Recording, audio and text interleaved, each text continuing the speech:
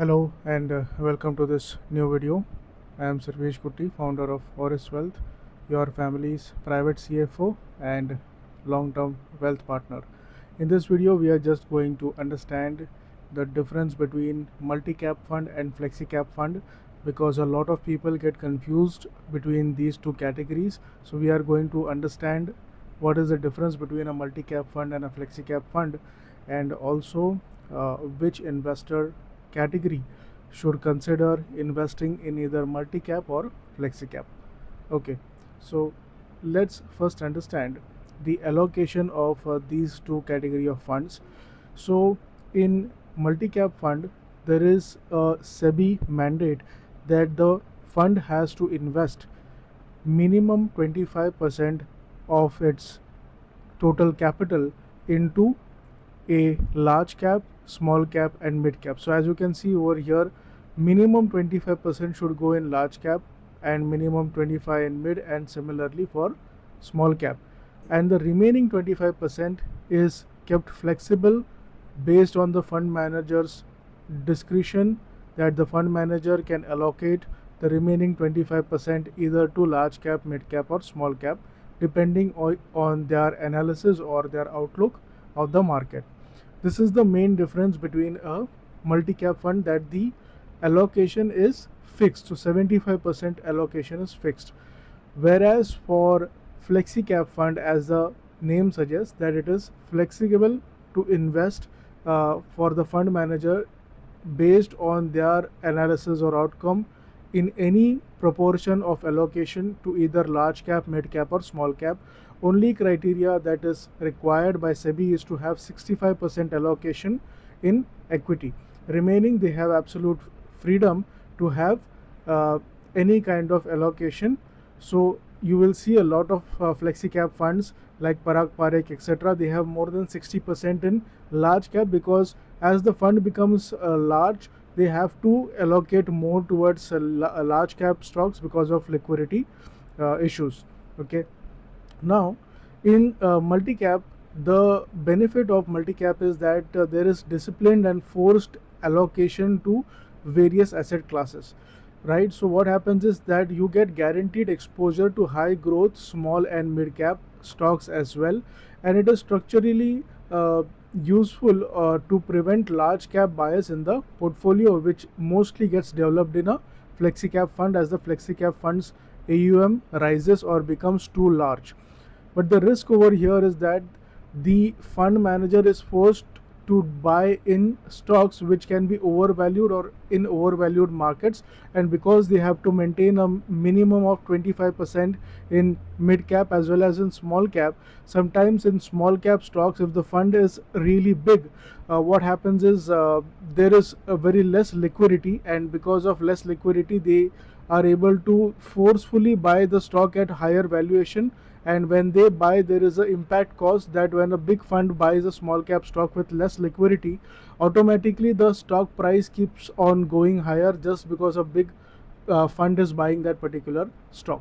And while the time of redeeming, it is a big problem also for the fund manager, because for small cap stocks there is less liquidity, and if they want to redeem a large amount of money from that particular stock, if it is illiquid, it is very difficult to exit with a lot of efficiency, and they have to pay a lot of slippage cost in the entire process. So liquidity trap is a very real thing for a very large multi-asset, or sorry, not multi-asset, multi-cap funds.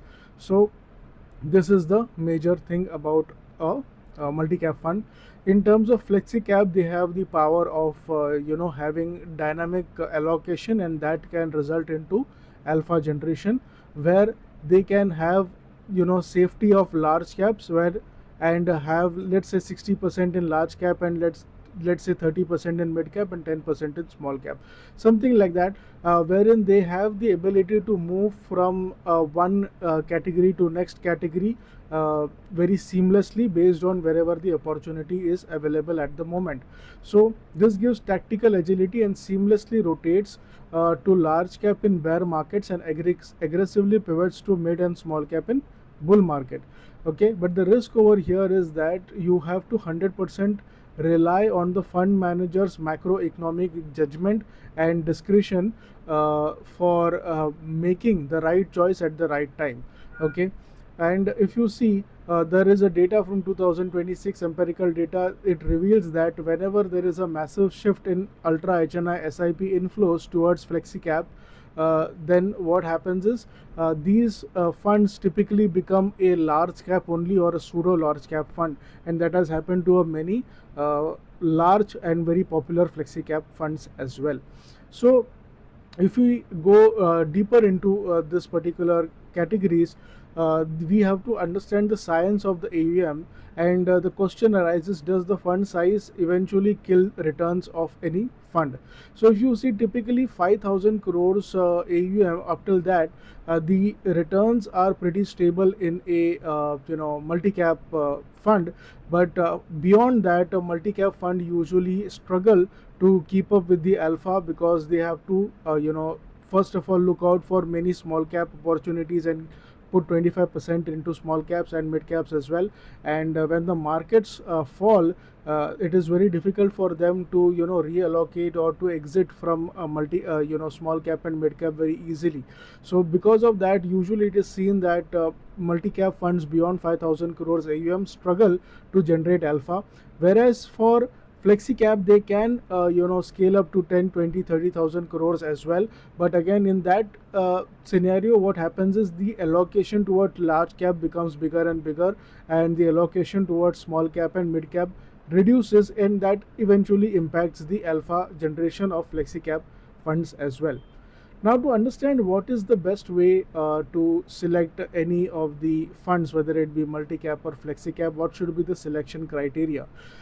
So, selection criteria that we use at Auris Wealth is this basically a 3 or 4 stage criteria or filtration process, wherein first we look at the manager pedigree and we see whether the manager of the fund has at least more than 5 years of experience to do asset allocation and navigate the market cycles and do proper dynamic allocation.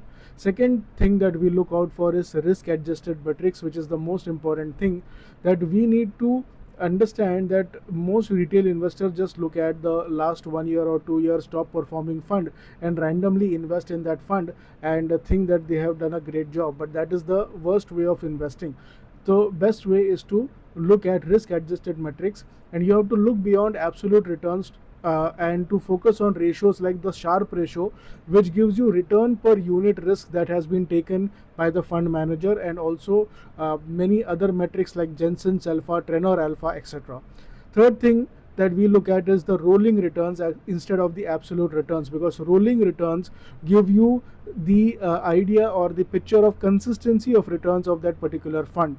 So here we get the consistency of the fund for giving the returns over a rolling year for 3 to 5 years period, and we avoid a single year bumper return. There are some funds which give just 1 year big return and then next for 3-4 years they give muted returns. We don't want that kind of scenario. And the fourth thing that we look for is portfolio overlap, where we audit all the holdings to ensure that the fund does not duplicate your existing fund allocation or existing stocks allocation. Now the verdict over here is who should invest in multi-cap and who should invest in a flexi-cap. For multi-cap, it is best for highly aggressive portfolios which are seeking a fixed allocation, disciplined exposure to whether it be multi-cap and small cap within one selected fund itself, and they have a strict horizon of minimum 7 to 10 years and beyond that. But for most investors, I think flexi cap is more suited. It is best as a core portfolio, or it can work as an all-weather portfolio, and for those seeking dynamic risk management and protection from small cap liquidity track.